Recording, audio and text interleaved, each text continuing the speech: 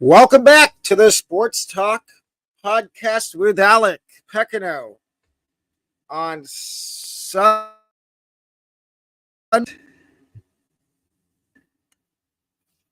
On today's episode of the podcast, I'm going to give you my first 2 months review of the MLB, along with some bold predictions. But before we get started, let me explain where I've been and why you've seen very few videos. I have been working on some stuff for this podcast as well as the college football podcast on this YouTube channel, and still currently working on that, but that's why I was gone for a whole week. I mean, you did see a video on Thursday night, and that show with me and Gerald will be every other Thursday. And but I'm also working on some other stuff for the podcast as well. Trying to get guests, trying to get maybe a couple co-host or some guests that'll be in regular rotation on the podcast. But let's get to today's podcast episode. So we're going to start, and this is my review of the first 2 weeks of the MLB season. But let's get started. So we're going to talk first about the National League. And one of the things that stuck out to me within the first 2 months of the season was the Marlins trading Luis Arraez. I kind of knew that the Marlins were not going to be that good this year, but I didn't expect them to trade Luis Arraez for as early in the season as they did for the prospects they got back. They got back 3 minor leaguers that, I mean, I keep my eyes on a lot of prospects, but the prospects they got back, I really haven't had the chance to keep my eyes on and watch them because they're in the lower minor leagues. They're not in AAA or AA. They're in like low A ball, high A ball. And I think the Marlins honestly got fleeced for the trade. It was a rise for Dylan Head, Nathan Martorello, and I can't off the top of my head remember no pun intended, remember the third guy in the trade.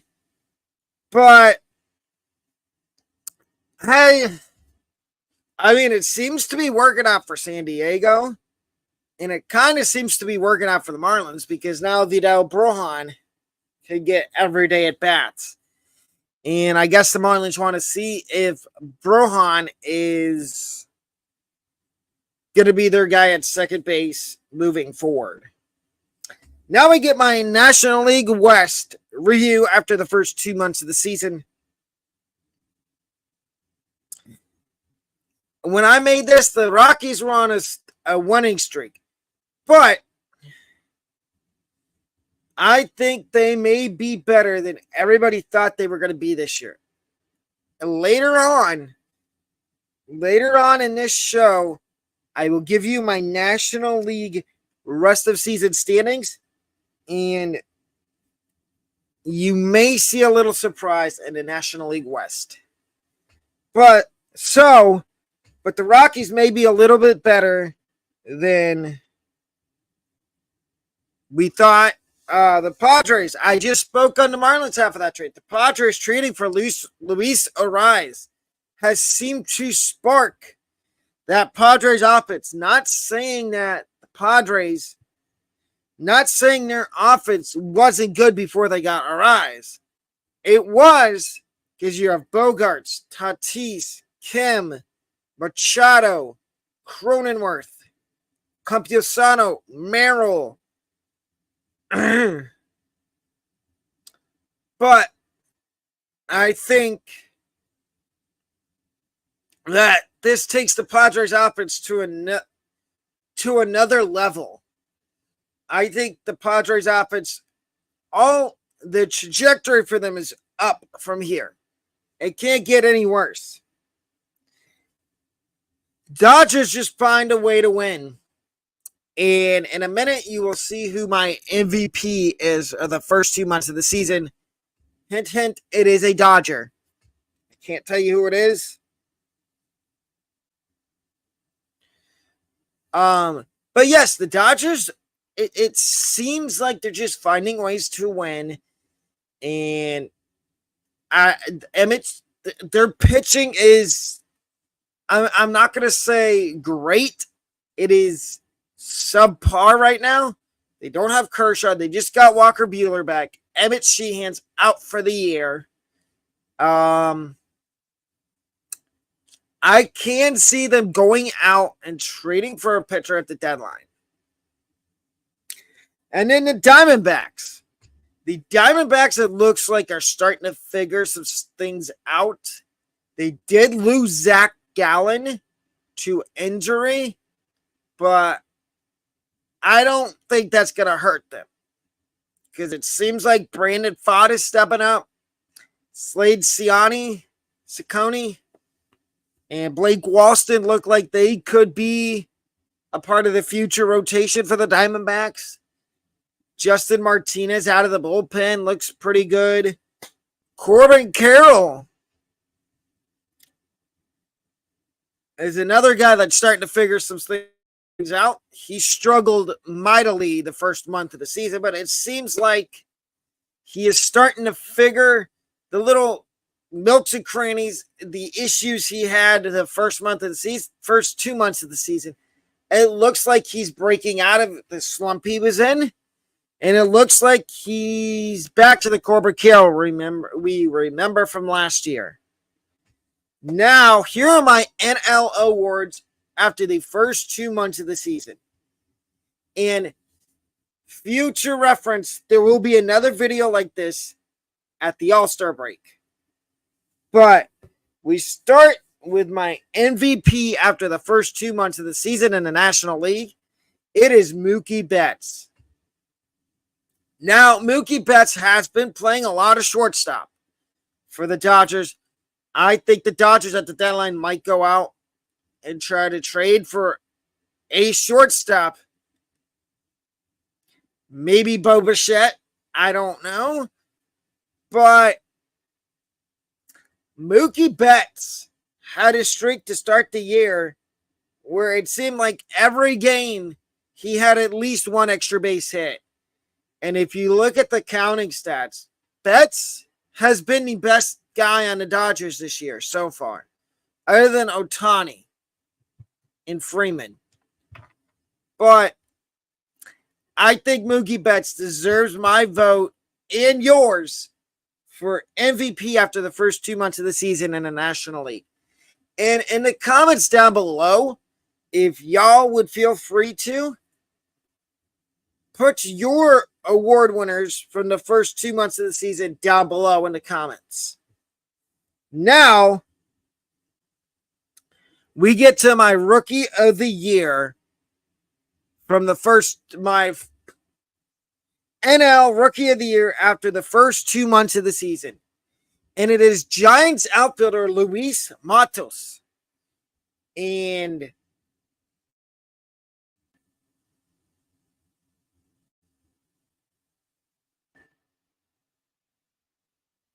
when he got called up by the Giants, originally, I'm like, okay, this is only going to last a week. And he just started hitting, knocking it. At one point, he had 12 RBIs in his first, I think it was 7 or 8 games. And he is playing virtually every day in center field for the Giants with Young-Ho Lee, who would have been my Rookie of the Year after the first 2 months of the season if he did not get hurt. So Luis Matos just replaces him. And that is my Rookie of the Year pick after the first 2 months of the season. My Manager of the Year in the National League after the first 2 months of the year is Brewers' Pat Murphy. And I've seen everywhere on social media, people are saying, oh, maybe Craig Counsell was the issue in Milwaukee. Because every move he seemed to make with the bullpen last year backfired. But now it seems to have changed with Pat Murphy as manager. And look where the Brewers are. They are near the top of the National League Central. And I feel like the Brewers are going to be one of the better teams in the National League. And something tells me that the Brewers might win a World Series here. And my National League Comeback Player of the Year after the first 2 months of the season is Sean Manaea of the Mets. Now, if you would have told me that I was going to pick Sean Manaea as my comeback player of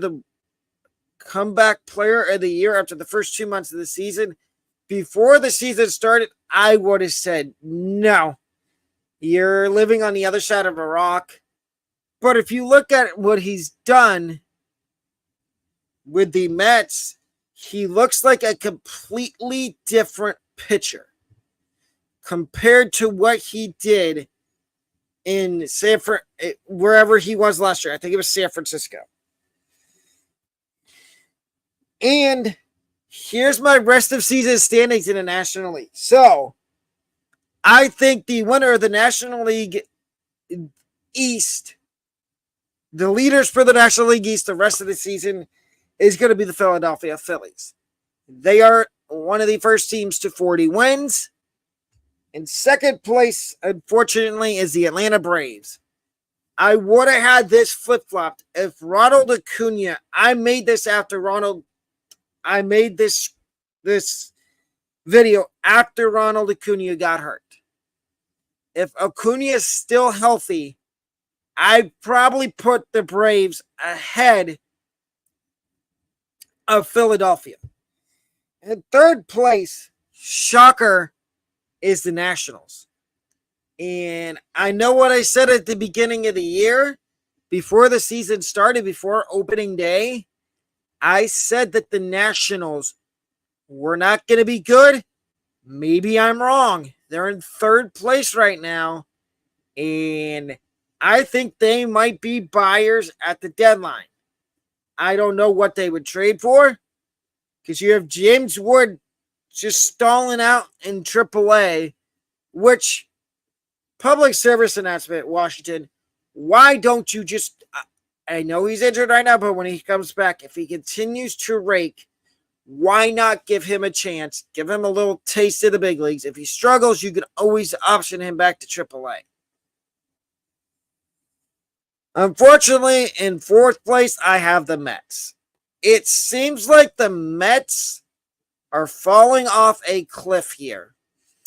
And I'm not surprised.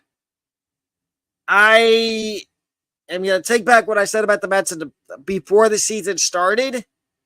But I don't think the Mets are going to be good this year. And in last place in the National League East, I have the Marlins. And this one's self-explanatory. The Marlins did this to themselves. You could have kept Luis Ariz and traded him at the deadline and got a better package for him, because I guarantee you the Marlins are not done trading. National League West. And shocker, first place is going to be the Dodgers. The Dodgers just have a super team. Ohtani, Betts, Freeman, Muncy, Andy Pahis, Clayton Kershaw, Walker Buehler, Yoshinobu Yamamoto, Tyler Glasnow. I can keep going on. Dave Roberts. It's just a juggernaut. I don't know who can possibly knock them off the throne in their own division. In second place in that division, I have the Padres. I think with the addition of Rise, that the Padres will finish ahead of the second, the third place, fourth place, and fifth place team in this division, which I will get to in a minute. And I also like the Padres pitching.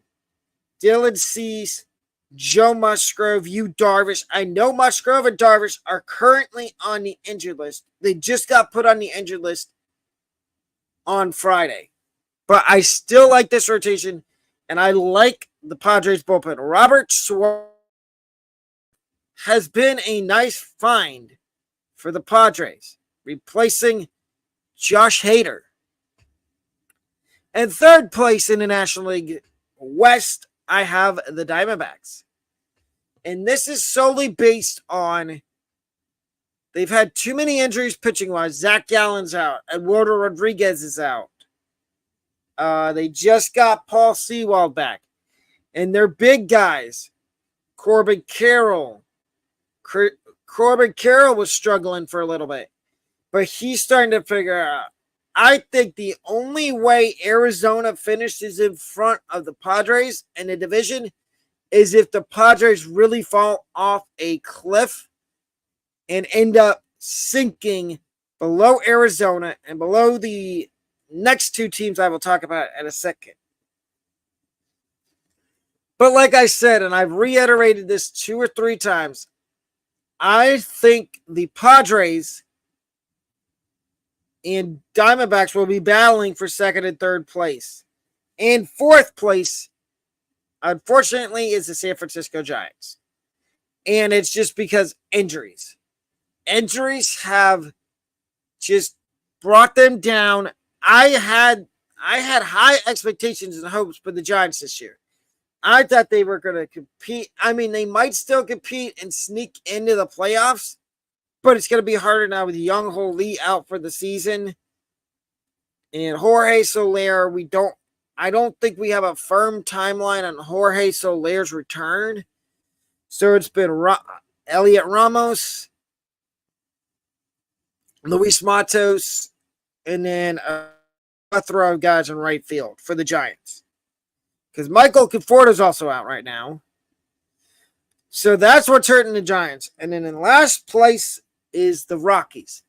But I do think the Rockies will finish with a better record than everybody's predicting. I like the young core they're building. Jordan Beck, Ezekiel Tovar, Elias D, who's a veteran on the team.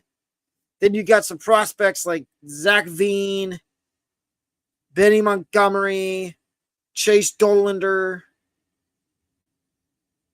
Adele Amador, Sterling Thompson, who can all come up and contribute to the Rockies.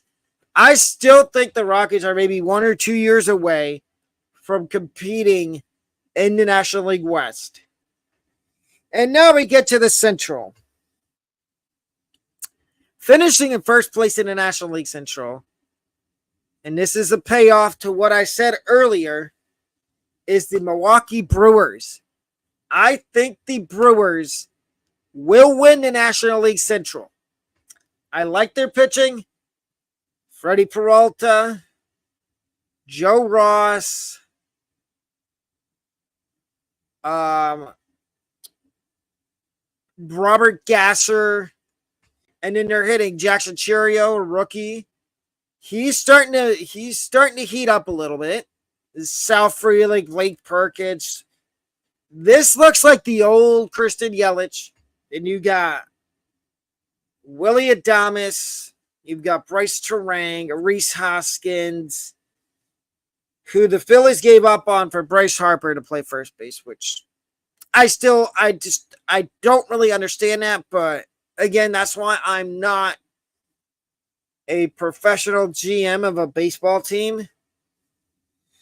Second place is the Chicago Cubs for me. And I've liked what the Cubs have done all year. And I think it's just a matter of time before everything clicks and they go on a big winning streak. I know they have split the first 2 games with Cincinnati, but with the Reds this weekend. But I think the Cubs, if the Brewers start to stumble down the stretch, I think the Cubs can take this division. And third place is the Reds. And this is me being very generous to them.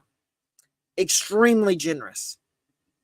Because I could say the Reds would be in fourth place, but I think third is the logical place to put the Reds. Due to the fact that I think at some point something's going to click and their offense is just going to start scoring runs left and right. And their pitching's going to figure it out too and end up doing really well. And fourth place is the Pirates. I think the Pirates, like the Rockies, who I talked about a minute ago, are still maybe 1 or 2 years away from full-on competing in the NL Central. But I like the core they're building. Paul Skeens, Mitch Keller, Quinn Priester, Ryan Hayes.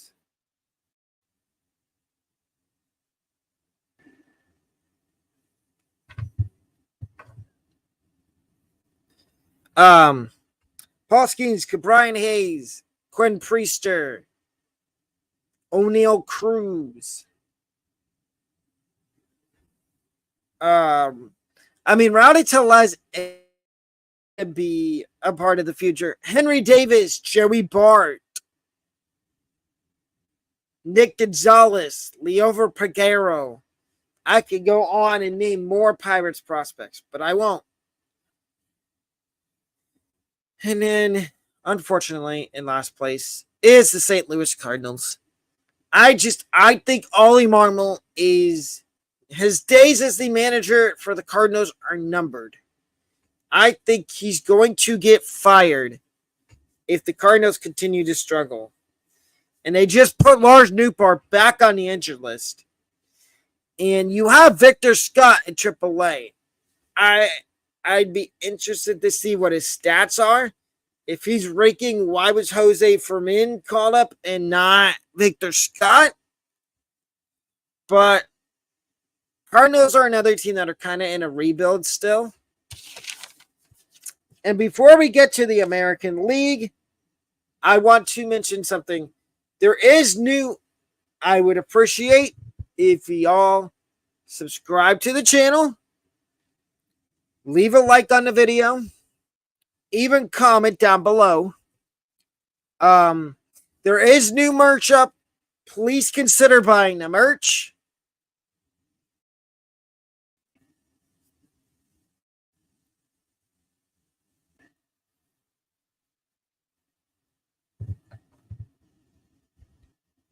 Please consider buying the merch and joining the Sports Talk Podcast family with a membership.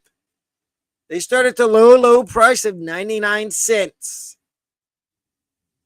Let's see if we can get some new members. And I appreciate everybody that has subscribed to the channel over the last few days.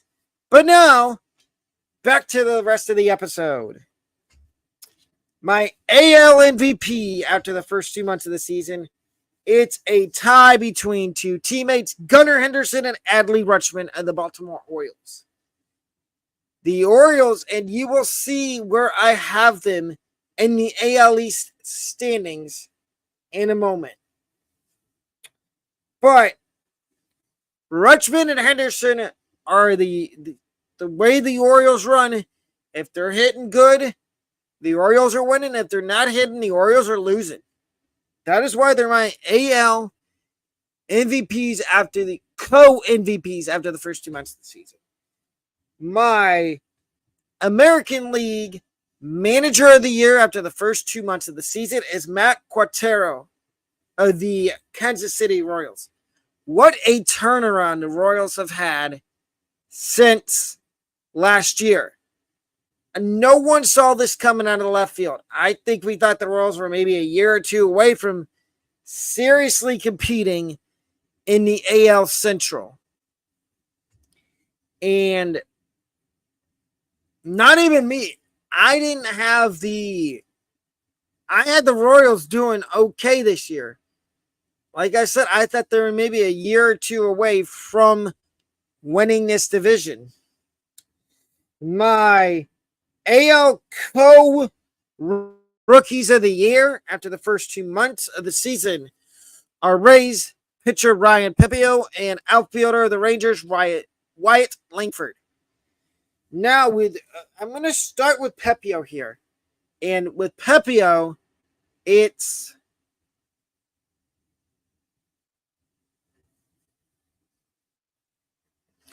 and with Ryan Pepiot, what it is I think the Dodgers didn't really give him an opportunity to be a starter. They used him as a reliever, used him as a starter. They couldn't figure out what they wanted to do with him.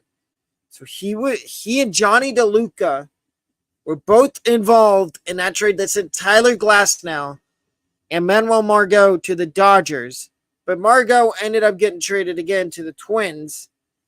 But I think it's a win-win for the Rays and the Dodgers because the Dodgers got another starting pitcher that can help lengthen that rotation. And the Rays got a starter that has looked really good at times so far this year. And I think he deserves some votes for Rookie of the Year after the first 2 months of the season for the American League. And Wyatt Langford of the Rangers is the other one. This Rangers lineup is loaded. People forget that Langford was in. This blows my mind.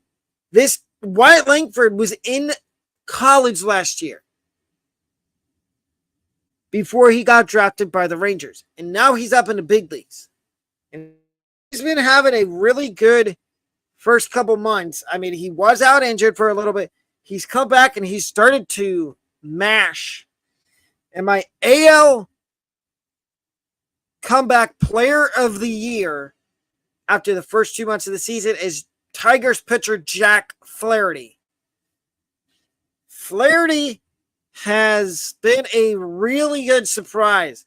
He has insane strikeout to walk numbers. He's only walked, I think it's 10 or 11 guys through his first 7 starts as a Tiger with over 80 strikeouts. Tell me that's not worthy of comeback player of the year after the first 2 months of the season. And now we get to the rest of year standings for the American League. In first place in the American League East, I have the Yankees. I think it's going to be a tight battle between the Orioles and the Yankees for first place. Whoever doesn't get first place will finish in second. The Yankees, they're just loaded. Stanton, Judge, Soto, Verdugo, LeMahieu, Rizzo, Trevino, Garrett Cole, Nestor Cortez, Carlos Rodon, Luis Hill, Clark Schmidt. I just named you 10 guys on the Yankees, and I'm not even a Yankees fan. Oh, and Brian Cashman and Aaron Boone. So the GM and the manager of the Yankees. So I think the Yankees finished in first place. I don't know. I'm not going to try to predict the wins, how many wins they finish with, because that's going to be hard. Because you never know, one of the teams that's above the Yankees could have more wins than them, and they finished in second place. Speaking of second place in the American League East, it will be the Baltimore Orioles. This young core of the Orioles is lethal, and they've still got more guys in the pipeline coming up. Heston Kjerstad, Cade Povich, Kobe Mayo, Dylan Beavers. The list goes on for prospects that the Orioles have that they could call up to help out this. Oh, wait a minute. I forgot one. Jackson Holiday. Yeah, that tells you how deep that Orioles farm system is that I forgot the biggest prospect that's down there right now for them in Jackson Holiday. So I think the Orioles will finish in second place. Finishing in third place is the Tampa Bay Rays. I think once the Rays get fully healthy, they're going to have some tough decisions because they're going to get Jeffrey Springs back. Shane Baz is done with his rehab assignment. He's in AAA working on some things. I think once he's ready, he gets recalled from AAA and goes into the rotation spot that was vacated by Tyler Alexander. And then you get Jeffrey Springs back. You get Drew Rasmussen back. I think the Rays will be fine without McClanahan until next year. And I think they finish in third place. Finishing in fourth place is in the American League East is the Boston Red Sox. And the Red Sox, I'm sorry to say this to Red Sox fans, I think y'all are going into a rebuild. I know it's tough to swallow that, but I think you're going into a rebuild, a mini rebuild. One that within the next 2 to 3 years, you can be back competing for either the division or a wild card. I think you're going to trade Jansen at the deadline, which I will talk about that and my bold predictions in a minute. I think there's a couple other guys that can be traded. Maybe Tyler O'Neill. Maybe Story, if somebody will take a chance on him next year because he has a player option. Maybe Lucas Giolito. I don't know. And finishing in last place. And I will talk about two of their big guys here in a minute. It is the Toronto Blue Jays. The Blue Jays are awful this year.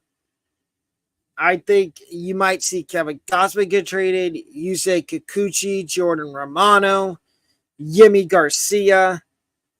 I didn't mention Vladdy and Bo because I'm going to talk about them a little bit later in the last in the bold predictions part of the show.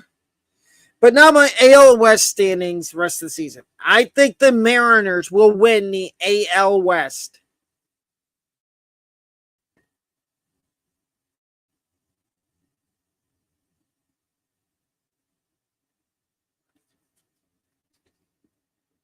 Hold up.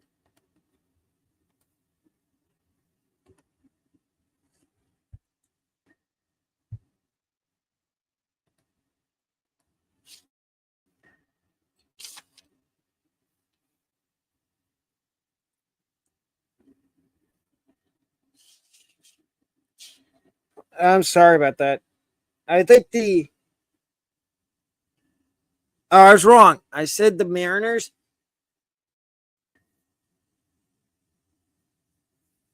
I think the Rangers are going to win. I think the Rangers are going to win the AL West. They just have too much firepower. And I can see the Rangers winning the AL West.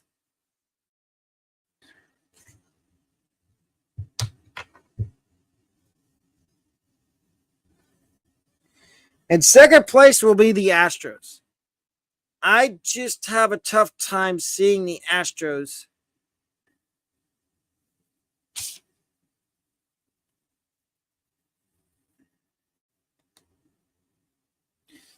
I just have a tough time seeing the Astros in this division with the amount of injuries they have. And I think they will finish in second place.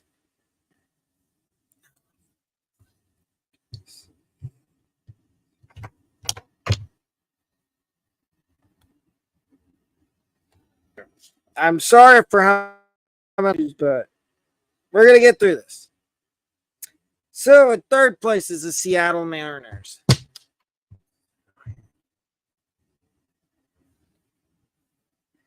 I like what the Mariners have this year with all the moves they made in the offseason.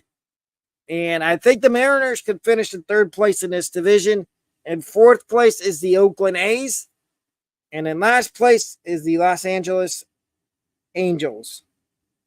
I'm just going to go rapid fire here. Guardians, Tigers, Royals are the top three in the American League Central. And the Twins and White Sox round out the American League Central.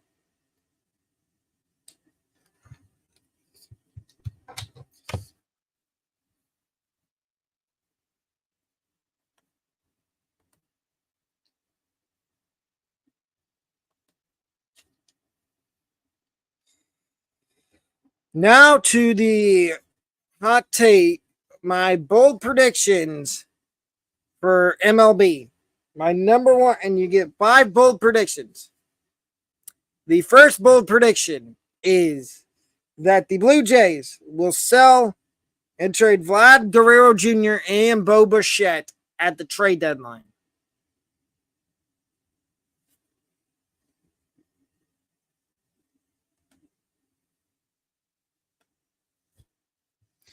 My number 2 bold prediction is Josh Chisholm Jr. will get traded at the trade deadline by the Miami Marlins.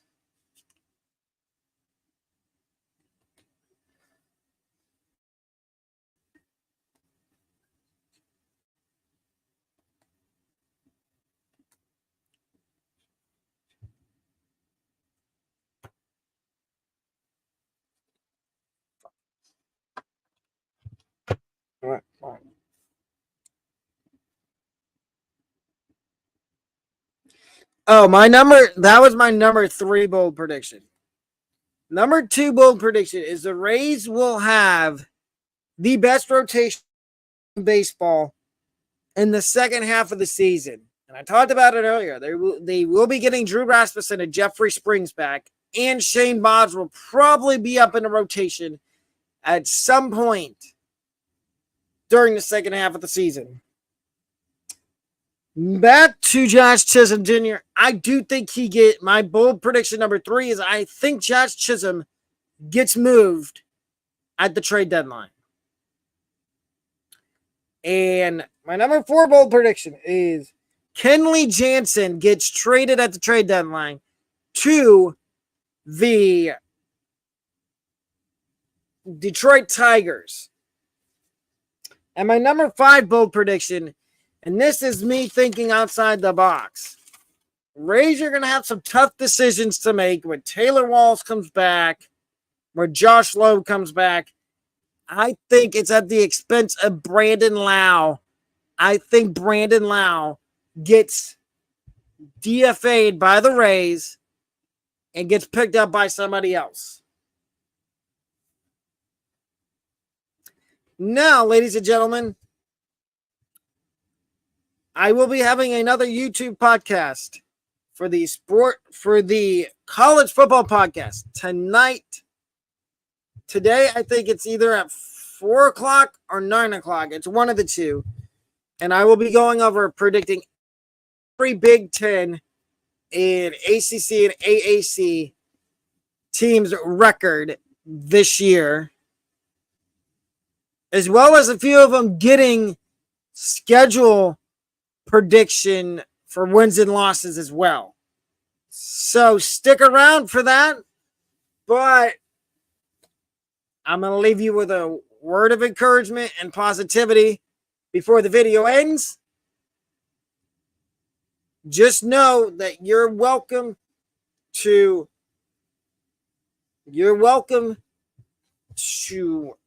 leave a comment on this video.